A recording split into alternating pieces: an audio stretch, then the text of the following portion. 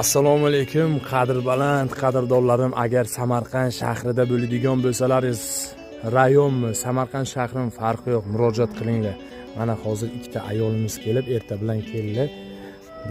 Mana shu ishlarni, o'tlarni o'rib, daraxtlarni o'qaklab, chiroyli qilib ketyapti. Hozir sizlarga ikkita opani ham ko'rsatishga harakat qilaman. Mana ikkita singlimiz kelib, bugun menikida o'tlarni o'rib, daraxtlarni o'qakladilar. Qanday bo'ldi? Taassurotlar qanday? Charchashlar qanday? Charchashlar bo'ldi-ya baribir. Charchashlar bo'ldi.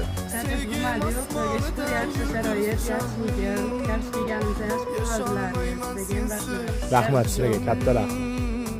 Qiynalmadingizmi?